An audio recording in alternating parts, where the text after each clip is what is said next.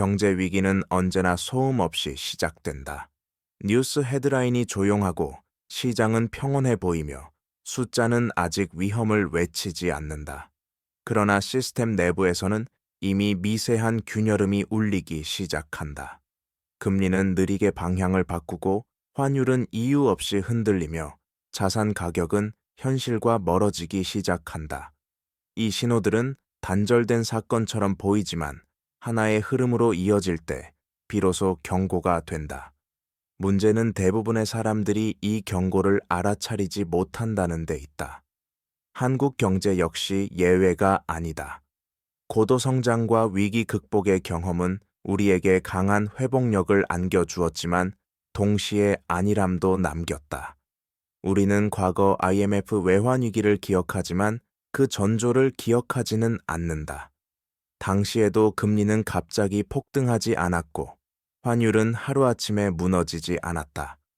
위기는 이미 진행 중이었지만 사람들은 정상이라는 단어에 기대고 있었다. 지금 우리가 마주한 환경은 그때보다 훨씬 복잡하다.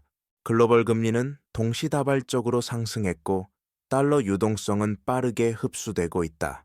CDS 프리미엄은 조용히 방향을 틀고 있으며 부동산 시장은 거래량 감소라는 언어로 불안을 말하고 있다. 이 모든 지표는 단기적 변동처럼 보일 수 있지만 장기적으로는 시스템의 체력을 시험하는 질문이 된다. 경제는 감정이 아니라 구조로 움직인다. 소비자의 불안 기업의 보수적 투자 금융기관의 위험 회피는 서로를 강화하며 하나의 압력으로 축적된다. 이 과정이 일정 수준을 넘으면 작은 충격도 큰 붕괴로 이어진다. 역사 속 위기들은 모두 같은 방식으로 시작되었다. 문제는 언제나 타이밍이 아니라 인식이었다. 이 다큐멘터리는 공포를 조장하기 위한 이야기가 아니다. 다만 이미 울리고 있는 신호음을 외면하지 않기 위한 기록이다. 숫자 뒤에 숨은 의미를 읽고 반복되는 패턴을 이해하며 개인의 삶에 어떤 파장이 닿을지를 차분히 바라보려 한다. 위기는 예고 없이 오지 않는다. 이미 우리는 경고를 받고 있다. 위기의 징후는 항상 일상의 언어로 다가온다.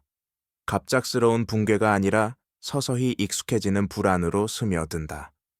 최근 몇 년간 한국 경제의 지표들은 개별적으로 보면 설명 가능한 범위에 머물러 있었다. 기준금리 인상은 인플레이션 대응이라는 명분이 있었고 환율 변동은 글로벌 긴축의 결과로 해석되었다. 부동산 시장의 조정 역시 과열에 대한 정상화로 받아들여졌다. 그러나 문제는 이 지표들이 동시에 같은 방향으로 움직이고 있다는 점이다. 금리는 단순한 숫자가 아니다. 금리 상승은 가계 부채의 이자 부담을 키우고 기업의 투자 결정을 위축시키며 정부의 재정 운용에도 제약을 만든다. 특히 한국처럼 가계 부채 비율이 높은 구조에서는 금리의 작은 변화가 소비 심리를 빠르게 얼어붙게 만든다. 여기에 환율 불안이 겹치면 수입 물가는 상승하고 실질 구매력은 조용히 훼손된다. 사람들은 체감하지만 원인을 정확히 짚지 못한 채 생활비 압박으로만 인식한다. 금융시장의 신호도 예민해지고 있다. CDS 프리미엄은 국가의 신용 위험을 반영하는 지표인데 이 수치가 완만하게 오르는 구간은 가장 주의 깊게 봐야 할 시점이다. 급등은 이미 늦은 신호지만 완만한 상승은 시스템 내부의 불안이 서서히 쌓이고 있음을 의미한다.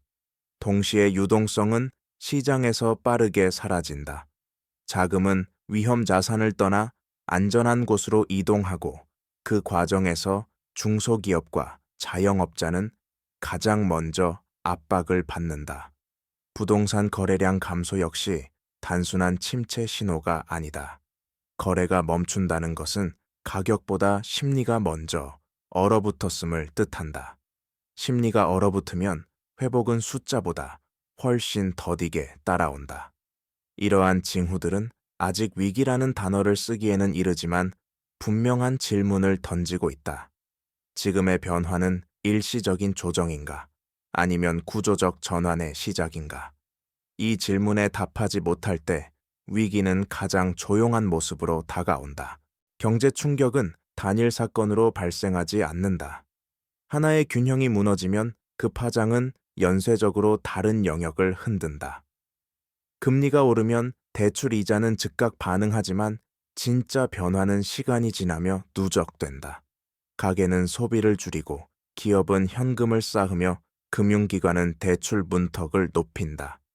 이 과정에서 유동성은 시장 전체에서 마르기 시작한다. 돈이 사라진 것이 아니라 움직이지 않게 되는 것이다. 환율은 이 충격을 증폭시키는 장치다. 원화 가치가 흔들리면 수입 원가는 상승하고 기업의 비용 구조는 악화된다. 특히 에너지와 원자재 의존도가 높은 산업은 수익성이 급격히 훼손된다. 이 부담은 가격 인상으로 전가되거나 고용 축소로 이어진다. 결국 환율 변동은 기업의 문제가 아니라 가계의 생활비와 일자리로 연결된다. 금융 시스템 내부에서는 위험 회피가 가속된다. CDS 프리미엄이 오를수록 자금 조달 비용은 높아지고 이는 다시 투자 위축으로 돌아온다. 은행은 안전을 이유로 대출을 줄이지만 그 선택이 실물 경제에는 숨통을 조이는 결과를 낳는다. 작은 충격이 큰 위기로 번지는 이유는 이처럼 연결된 구조 때문이다. 부동산은 이 메커니즘의 종착점에 가깝다. 금리와 유동성 심리가 동시에 작용하는 자산이기 때문이다. 가격 조정이 시작되면 담보 가치가 흔들리고 이는 금융기관의 건전성으로 다시 되돌아온다. 이렇게 경제는 원형을 그리며 스스로를 압박한다. 위기의 본질은 충격 그 자체가 아니라 충격이 작동하는 구조에 있다. 이 구조를 이해하지 못하면 같은 위기는 반복된다. 글로벌 경제 위기의 사례들은 서로 다른 국가에서 발생했지만 공통된 패턴을 남겼다. 아르헨티나는 만성적인 재정 적자와 외화 부채 의존이 결합되며 환율 통제를 잃었다. 처음에는 통화 방어를 시도했지만 신뢰가 무너지자 자본은 급격히 빠져나갔다. 환율 급등은 물가 폭등으로 이어졌고 중산층의 저축은 순식간에 생활비로 소진되었다. 위기는 숫자보다 삶을 먼저 바꾸었다. 그리스의 경우는 다르지만 구조는 유사했다. 저금리 환경에서 누적된 부채는 위기 시점에 감당할 수 없는 짐으로 변했다. 금리가 오르고 국채 신뢰가 흔들리자 금융시장은 즉각 반응했다. CDS 프리미엄이 급등했고 긴축 정책은 실물 경제를 빠르게 위축시켰다. 실업률은 치솟았고 젊은 세대는 미래를 포기해야 했다. 위기를 막기 위한 선택이 또 다른 위기를 낳은 셈이다. 터키는 환율의 중요성을 보여준다. 정치적 불확실성과 통화정책 신뢰 붕괴는 리라화 가치를 급락시켰다. 외화 부채를 가진 기업들은 순식간에 지급 불능 위험에 노출되었고 이는 금융 시스템 전반의 불안으로 확산되었다. 베네수엘라는 통화 발행과 통제 실패가 어떤 결과를 낳는지 극단적으로 보여준다. 하이퍼인플레이션은 화폐를 교환 수단이 아닌 부담으로 만들었다. 이 사례들은 하나의 교훈을 남긴다. 위기는 국가의 규모나 성장률과 무관하게 구조적 취약점을 정확히 겨냥한다. 한국 경제가 이 이야기에서 자유로울 수 없는 이유도 여기에 있다. 글로벌 사례들이 경고하는 것은 위기의 형태가 아니라 전달 경로다. 한국 경제는 수출 의존도가 높고 금융과 실물의 연결이 촘촘하다. 환율 변동은 곧바로 무역 수지와 기업 실적에 반영되고 이는 고용과 임금으로 이어진다. 원화 약세가 지속되면 수출 기업은 단기적으로 숨을 돌릴 수 있지만 수입 물가 상승은 전 산업의 비용 구조를 압박한다. 에너지와 식료품 가격이 오르면 체감 인플레이션은 공식 수치보다 먼저 생활을 흔든다. 가계 부채는 이 충격을 증폭시키는 요인이다. 금리 상승 국면에서 변동금리 대출 비중이 높은 구조는 취약하다. 이자 부담이 늘어나면 소비는 급격히 줄고 자영업과 서비스업부터 타격을 받는다.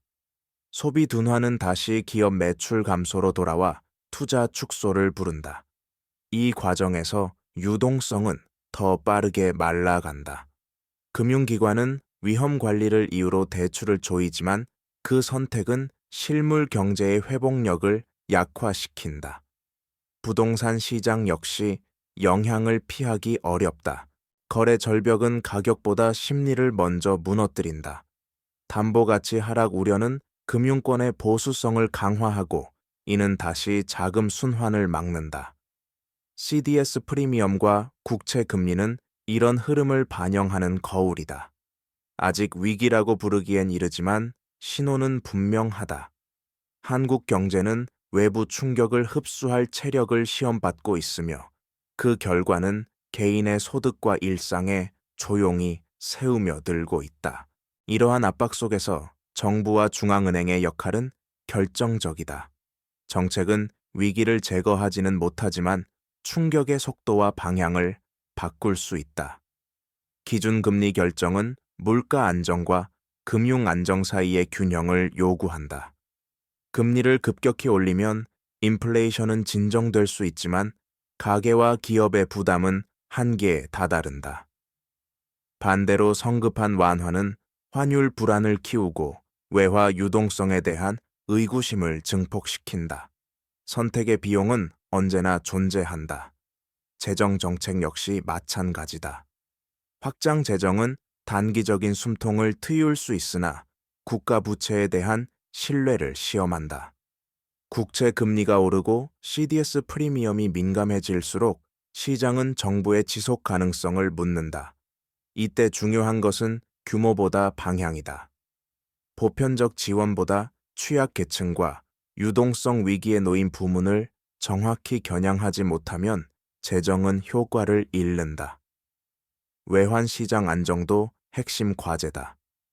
외환 보유액은 숫자 그 자체보다 신뢰의 상징이다. 시장은 장호보다 운용 능력과 정책 일관성을 본다. 중앙은행의 커뮤니케이션이 흔들리면 환율은 정책보다 빠르게 반응한다. 과거 위기에서 배운 교훈은 분명하다. 정책의 타이밍과 메시지가 어긋날 때 불안은 증폭된다.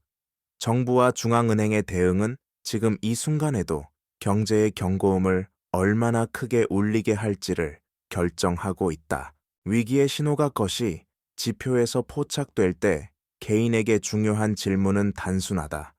이 변화가 나의 현금 흐름과 생계에 어떤 영향을 미치는가?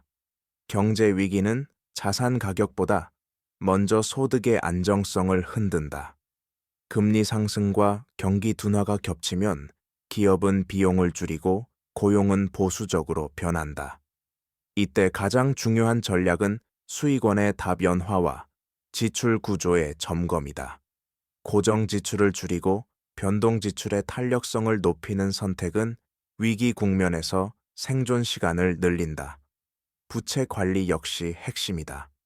금리가 오르는 환경에서는 상환 일정과 금리 구조를 재점검해야 한다. 변동금리 비중이 높다면 위험은 이미 현재형이다. 원금 상환 능력을 기준으로 재무 구조를 다시 세우는 것은 방어적인 선택이 아니라 불확실성에 대비하는 기본 조건이다. 자산 투자에서도 기대 수익보다 유동성을 우선 고려해야 한다. 위기 국면에서 현금은 수익을 내지 못하지만 선택지를 남긴다. 정보의 선택도 중요하다. 과도한 공포나 낙관은 모두 판단을 흐린다. 금리, 환율, 물가 같은 핵심 지표를 단순한 뉴스가 아니라 흐름으로 이해할 때 불필요한 행동을 줄일 수 있다. 개인은 시스템을 바꿀 수 없지만 대응의 속도와 방향은 조절할 수 있다. 위기는 피할 수 없을지 몰라도 그 충격을 얼마나 견딜지는 준비에 달려 있다. 경제 위기의 마지막 국면은 언제나 숫자가 아니라 사람의 표정에서 드러난다. 통계가 아직 붕괴를 말하지 않을 때 가계는 이미 선택을 강요받는다. 소비를 미루고 계획을 축소하며 미래에 대한 기대치를 낮춘다. 이 과정은 눈에 띄지 않지만 사회 전체의 온도를 서서히 낮춘다. 경제는 결국 신뢰의 합으로 움직인다. 소비자는 소득의 지속성을 믿을 때 지갑을 열고, 기업은 수요의 안정성을 믿을 때 투자를 결정한다. 신뢰가 흔들리는 순간 회복은 지연된다. 역사는 반복된다기보다 운율을 가진다. IMF 외환위기 남미의 통화위기, 유럽의 부채 위기는 서로 다른 배경 속에서도 같은 질문을 남겼다. 경고는 있었는가? 그리고 우리는 그것을 들었는가? 지금의 한국 경제 역시 선택의 기로에 서 있다. 위기를 과장할 필요는 없지만 신호를 무시하는 것은 가장 위험한 태도다. 이 다큐멘터리가 전하려는 메시지는 단순하다. 위기는 이미 울리고 있는 경고음을 통해 다가온다. 그 소리를 크게 키우는 것은 공포가 아니라 무관심이다. 구조를 이해하고 지표의 의미를 읽으며 개인의 삶에 연결지어 생각할 때 우리는 선택할 수 있다. 준비는 불안을 없애지 않지만 방향을 만든다. 경제는 멈추지 않는다. 다만 어떤 방향으로 흘러갈지는 지금 우리가 경고를 어떻게 받아들이느냐에 달려 있다.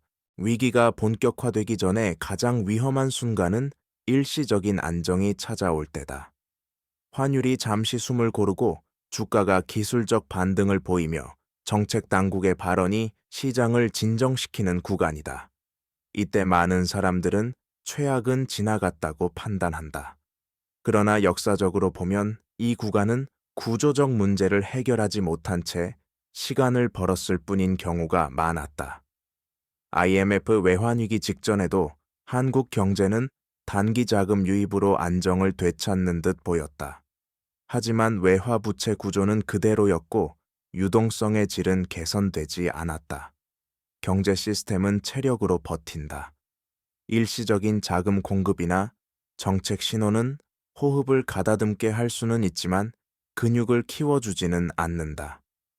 한국 경제의 체력은 어디에서 측정될까? 생산성 인구 구조 부채의 질, 그리고 외화 의존도다. 이 지표들은 단기간에 개선되지 않는다. 특히 인구 고령화와 성장률 둔화는 재정과 금융 정책의 선택지를 점점 좁힌다. 시장은 이런 구조적 제약을 숫자로 반영한다. 장기금리는 단기금리보다 더 많은 정보를 담고 있고 환율의 방향성은 신뢰의 흐름을 보여준다. CDS 프리미엄이 급등하지 않아도 안심할 수 없는 이유는 여기에 있다. 위기는 항상 급격한 붕괴 이전에 길고 조용한 경고 구간을 거친다. 지금 우리가 서 있는 지점은 그 경고의 연장선 위에 놓여 있다. 금융위기가 실물 경제로 전이되는 순간은 대체로 동일한 경로를 따른다. 먼저 자금 조달 비용이 상승한다. 기업은 은행 대출과 회사채 발행에서 이전과 다른 조건을 마주하게 되고 투자 계획은 보류된다. 이때 문제는 대기업보다 중소기업에서 먼저 드러난다. 신용 등급이 낮거나 담보 여력이 부족한 기업은 금리 인상과 유동성 축소를 동시에 맞는다. 매출이 줄기 전에 자금줄이 막히는 구조다. 고용시장은 이 충격을 시차를 두고 반영한다. 신규 채용은 줄어들고 계약직과 비정규직부터 영향을 받는다. 공식 실업률은 아직 안정적으로 보일 수 있지만 체감 고용은 이미 흔들린다. 가계는 소득의 불확실성을 느끼는 순간 소비를 멈춘다. 소비 위축은 서비스업과 자영업에 즉각적인 타격을 준다. 이 과정은 통계보다 빠르게 진행된다. 금융기관의 선택은 상황을 더 경직시킨다. 부실 가능성을 줄이기 위한 대출 관리 강화는 개별 은행의 합리적 판단일 수 있지만 시스템 전체에서는 자금 순환을 끊는 결과를 낳는다. 유동성은 안전한 곳에 쌓이고 위험을 감수해야 하는 영역에서는 사라진다. 이렇게 실물과 금융의 연결고리가 약해질 때 경제는 겉보기보다 훨씬 빠르게 냉각된다. 위기의 체감은 이 지점에서 본격적으로 시작된다. 환율은 이 모든 과정에 압축된 결과다. 단순히 수출입 가격을 바꾸는 지표가 아니라 한 국가에 대한 신뢰와 자본의 방향을 동시에 반영한다. 환율이 급격히 흔들리지 않더라도 장기간 불안정한 흐름을 보인다면 이는 구조적 압박이 누적되고 있다는 신호다. 외국인 자본은 수익보다 안정성을 먼저 본다. 금리 차이가 충분해도 환율 변동성이 커지면 자금은 머뭇거리기 시작한다. 한국 경제는 글로벌 자본 흐름에 민감하다. 주식과 채권 시장에서 외국인 비중이 높은 구조는 평상시에는 유동성을 공급하지만 위기 국면에서는 변동성을 증폭시킨다. 환율이 오르면 외화 부채를 가진 기업과 금융기관의 부담은 커지고 이는 다시 신용 리스크로 전이된다. 이때 CDS 프리미엄은 시장이 느끼는 불안을 가장 솔직하게 드러낸다. 급등이 아니더라도 방향성이 바뀌는 순간은 항상 중요한 경고였다. 환율 불안은 물가를 통해 개인의 삶으로 이어진다. 수입 원가 상승은 생활 필수품 가격에 반영되고 실질 소득은 줄어든다. 임금 상승이 이를 따라가지 못하면 체감 경기 침체는 더 깊어진다. 사람들은 숫자보다 먼저 장바구니에서 변화를 느낀다. 환율은 것이 지표이지만 그 영향은 가장 일상적인 선택 속에 숨어 있다. 이 연결고리를 이해하지 못하면 위기의 본질은 끝내 보이지 않는다. 지정학적 위험은 경제 위기의 촉매로 작용한다. 전쟁 제재 공급망 분절은 단기간에 해결되지 않는 충격을 남긴다. 에너지와 원자재 가격의 변동성은 물가를 흔들고 기업의 계획을 불확실하게 만든다. 특히 글로벌 생산 네트워크에 깊이 연결된 한국 경제는 외부 충격을 우회하기 어렵다. 공급망이 막히면 재고는 비용이 되고 비용 증가는 가격으로 전가된다. 이 과정에서 인플레이션은 통화 정책의 선택지를 더욱 제한한다. 금리와 환율은 지정학의 영향을 증폭한다. 안전자산 선호가 강해질수록 달러는 강세를 보이고 신흥국 통화는 압박을 받는다. 이때 외화 유동성 관리의 중요성은 커진다. 외환 보유액의 규모만으로는 충분하지 않다. 만기 구조와 사용 가능성 시장과의 신뢰가 함께 작동해야 한다. 과거 위기에서 외환 방어는 숫자보다 메시지의 싸움이었다. 지정학적 불확실성은 투자 심리를 얼어붙게 한다. 기업은 장기 계획을 미루고 가게는 미래 지출을 축소한다. 이러한 선택은 합리적이지만 동시에 경기 둔화를 고착화한다. 경제는 외부 충격을 피할 수 없지만 내부 조정으로 완충할 수 있다. 그 완충의 핵심은 예측 가능성이다. 정책의 일관성, 데이터의 투명성, 그리고 위험에 대한 솔직한 소통이 있을 때 지정학의 충격은 관리 가능한 범위로 줄어든다. 위기의 국면에서 가장 자주 오해되는 것은 회복의 신호다. 주가 반등이나 일부 지표의 개선은 구조적 회복이 아니라 기술적 조정일 가능성이 높다. 진짜 회복은 신용의 흐름이 다시 살아나고 투자와 고용이 동시에 움직일 때 시작된다. 그러나 금리와 환율의 불확실성이 남아있는 상황에서는 이러한 동시 회복이 쉽지 않다. 기업은 여전히 보수적이고 가게는 지출을 미룬다. 이 간극이 길어질수록 경제의 회복력은 약해진다. 한국 경제가 직면한 과제는 단기 대응을 넘어 구조를 점검하는 데 있다.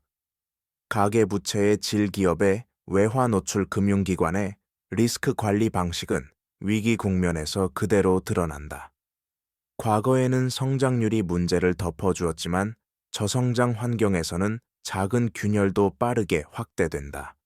생산성 개선과 산업 구조 전환은 시간이 걸리지만 미루면 선택지는 더 줄어든다. 이 지점에서 중요한 것은 기대의 조정이다. 과거의 성장 경로를 그대로 반복할 수 있다는 믿음은 위험하다. 현실적인 성장률과 재정 여력 인구 구조를 기준으로 한 새로운 기준선이 필요하다. 위기를 관리한다는 것은 과거로 돌아가는 것이 아니라 변화된 환경에 맞는 안정성을 찾는 과정이다. 이 과정을 받아들이지 못할 때 경제는 더 큰 충격으로 답한다. 경제 위기는 개인의 선택을 냉정하게 만든다. 평소에는 중요하지 않던 결정들이 위기 국면에서는 삶의 방향을 바꾼다. 직업의 안정성 저축의 형태, 자산의 유동성은 단순한 재무 문제가 아니라 생존 전략이 된다. 특히 고정소득에 의존하는 가계일수록 변화의 충격은 크다. 물가 상승과 금리 부담이 동시에 작용할 때 실질 소득은 눈에 띄지 않게 줄어든다. 사람들은 더 오래 일하고 더 적게 소비하며 미래를 미루게 된다. 세대 간 격차도 이 과정에서 확대된다.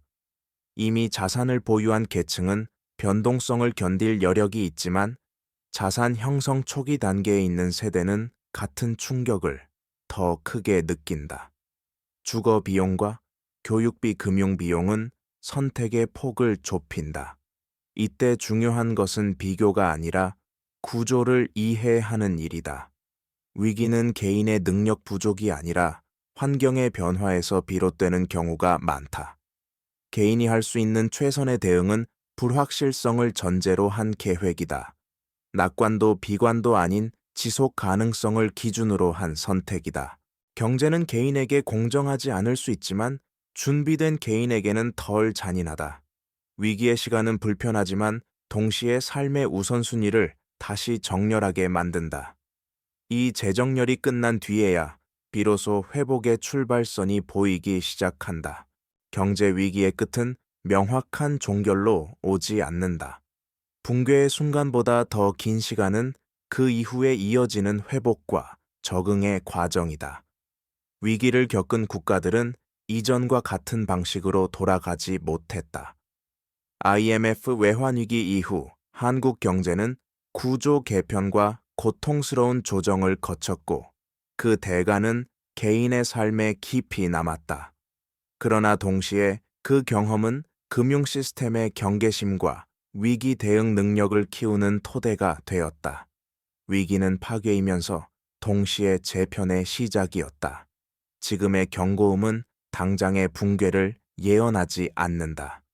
다만 선택의 시간이 다가오고 있음을 알린다. 구조를 외면하면 충격은 더 커지고 현실을 직시하면 완충의 여지는 남는다. 경제는 도덕적 판단을 하지 않는다. 준비된 구조와 그렇지 못한 구조를 구분할 뿐이다. 이 냉정함이 경제를 어렵게 만들지만 동시에 예측 가능하게 한다. 이 다큐멘터리가 남기고자 하는 것은 답이 아니라 질문이다. 우리는 어떤 신호를 듣고 있는가? 그리고 그 신호에 어떻게 반응할 것인가? 위기는 이미 경고를 보냈다. 이제 남은 것은 그 경고를 무시할 것인지 아니면 방향을 조정할 것인지에 대한 선택이다. 경제는 늘 흐르고 시간은 기다려주지 않는다. 그러나 이해하고 대비한 사회는 같은 충격 속에서도 다른 결말에 도달할 수 있다. 경고음을 제대로 듣기 위해서는 숫자를 단편적으로 보지 않아야 한다. 금리 하나, 환율 하나만으로 위기를 판단하는 순간 판단은 왜곡된다. 중요한 것은 지표들 사이의 관계다. 금리가 오르는데 환율이 동시에 불안하다면 이는 단순한 긴축의 문제가 아니라 신뢰의 문제일 가능성이 커진다. 부동산 가격이 유지되고 있어도 거래량이 급감한다면 자산의 가치보다 심리가 먼저 무너지고 있다는 신호다. 경제는 항상 표면보다 내부에서 먼저 변화한다. 한국 경제의 특수성은 속도에 있다. 자본 이동 정보, 확산 심리 변화가 매우 빠르다. 이 속도는 호황기에는 장점이지만 위기 국면에서는 단점이 된다. 작은 충격도 빠르게 증폭되며 정책 대응이 한 박자 늦어질 경우 효과는 크게 떨어진다. 그래서 위기 관리의 핵심은 완벽한 예측이 아니라 조기 인식과 유연한 대응이다. 개인과 사회 모두에게 필요한 태도는 과도한 확신을 경계하는 것이다. 위기가 반드시 온다고 단정하는 것도 위험하고 절대 오지 않을 것이라고 믿는 것도 위험하다. 경제는 확률의 영역에서 움직인다. 그 확률을 조금이라도 유리하게 만드는 것이 준비다. 이미 울린 경고음은 공포가 아니라 선택의 신호다.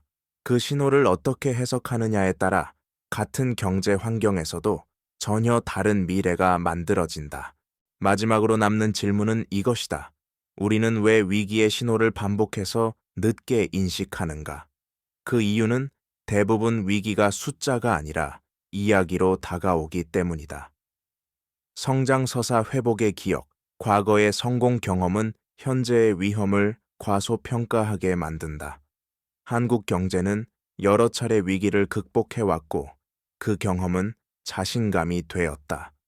그러나 그 자신감이 구조적 변화를 늦추는 순간 과거의 강점은 현재의 취약점으로 바뀐다. 경제 시스템은 기억하지 않는다. 사람만이 기억하고 그 기억에 의존한다. IMF 외환위기의 교훈은 시간이 흐르며 교과서의 문장으로 남았지만 실제 구조 속에서는 점차 희미해졌다. 가계부채의 확대 자산 가격 의존, 외부 충격에 민감한 구조는 다시 누적되었다.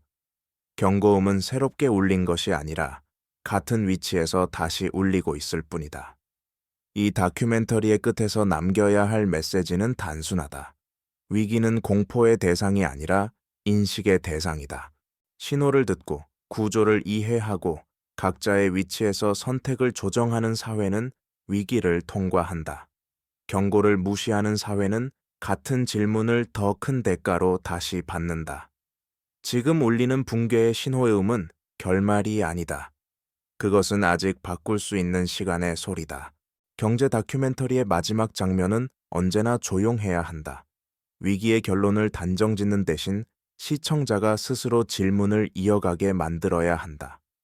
한국 경제가 지금 맞이한 경고음 역시 마찬가지다. 아직 모든 지표가 붕괴를 가리키고 있지는 않다. 금융 시스템은 작동하고 있고 정책 수단도 남아 있다. 그러나 중요한 것은 여유가 아니라 방향이다. 구조적 취약성을 인정하고 조정할 것인지 아니면 단기 안정에 안주할 것인지의 선택이다. 경제는 단순한 성장의 문제가 아니다. 그것은 사회가 위험을 분담하는 방식이며 미래를 현재로 끌어오는 계약이다. 금리와 환율, 부동산과 부채는 그 계약의 조건을 숫자로 보여줄 뿐이다. 이 숫자들이 불편해질 때 사회는 선택을 미룬다. 그러나 미뤄진 선택은 결국 더 큰 비용으로 돌아온다. 개인에게도 마찬가지다. 위기의 시대는 불안하지만 동시에 기준을 다시 세울 기회를 준다. 무엇을 지킬 것인지, 무엇을 내려놓을 것인지, 그리고 어떤 위험은 감수할 수 있는지를 묻는다. 이 질문에 답한 사람은 위기 속에서도 방향을 잃지 않는다. 붕괴의 신호음은 공포의 종소리가 아니다. 그것은 깨어 있으라는 알림이다. 지금 이 순간에도 경제는 흘러가고 있고 선택은 축적되고 있다. 경고를 들은 사회와 듣지 않은 사회의 차이는 시간이 지나서야 드러난다. 그리고 그 차이는 결국 우리의 일상과 미래 속에서 조용히 증명될 것이다. 시간이 지나 위기를 되돌아볼 때 사람들은 항상 같은 말을 한다. 그때는 몰랐다고. 그러나 사실은 대부분 알고 있었다. 금리가 부담스럽다는 느낌, 환율 뉴스가 잦아졌다는 인상, 주변에서 장사가 어렵다는 말이 늘어났다는 체감. 위기는 통계보다 먼저 사회적 대화 속에서 모습을 드러낸다. 문제는 그 신호들이 하나의 이야기로 연결되지 못한 채 흩어져 버린다는 점이다. 경제를 이해한다는 것은 예측이 아니라 해석의 문제다. 모든 위기를 맞히는 것은 불가능하지만 위험이 커지는 방향은 읽을 수 있다. 금리, 환율, 부채 유동성은 서로 다른 언어처럼 보이지만 같은 이야기를 반복한다. 과도한 의존과 균형의 붕괴, 그리고 신뢰의 흔들림이다. 이 패턴을 이해한 사회는 충격을 완화할 준비를 시작한다. 이해하지 못한 사회는 충격 이후에야 원인을 찾는다. 한국 경제는 여전히 선택할 시간이 남아 있다. 구조적 조정을 시작할 수도 있고, 고통을 분산시키는 방법을 논의할 수도 있다. 개인 역시 마찬가지다. 모든 위험을 피할 수는 없지만 무방비로 맞이할 필요도 없다. 경고음은 이미 울렸다. 그 소리를 배경소음으로 흘려보낼지, 방향을 조정하는 신호로 받아들일지는 지금의 선택에 달려 있다. 경제 위기는 끝이 아니라 기준선을 바꾸는 사건이다. 위기 이후의 세계는 이전과 같은 규칙으로 움직이지 않는다. 성장에 대한 기대는 낮아지고 위험에 대한 인식은 높아진다. 개인과 기업, 그리고 국가는 모두 더 보수적인 선택을 하게 된다. 이 변화는 단기간에는 답답하게 느껴지지만 장기적으로는 새로운 균형을 만든다. 문제는 이 균형에 도달하기까지의 과정이 얼마나 질서 있게 관리되느냐다. 한국 경제가 마주한 경고음은 아직 파국의 선언이 아니다. 그것은 속도를 줄이라는 신호이며 구조를 점검하라는 요구다. 금리와 환율, 부동산과 부채는 더 이상 독립적인 변수가 아니다. 하나가 흔들리면 다른 하나가 즉각 반응하는 단계에 와 있다. 이 연결성을 인정하는 순간 정책과 개인의 선택은 보다 현실적인 방향으로 이동할 수 있다. 이 다큐멘터리가 끝나는 지점에서 남는 것은 확신이 아니라 태도다. 경제를 대하는 태도, 위험을 해석하는 태도, 그리고 미래를 준비하는 태도다. 위기는 늘 경고를 보낸다. 다만 그 경고를 듣고도 아무것도 바꾸지 않을 때 붕괴는 현실이 된다. 지금 울리고 있는 신호음은 아직 조정의 기회를 남겨두고 있다. 그 기회를 어떻게 사용할지는 결국 이 시대를 살아가는 우리의 선택에 달려 있다.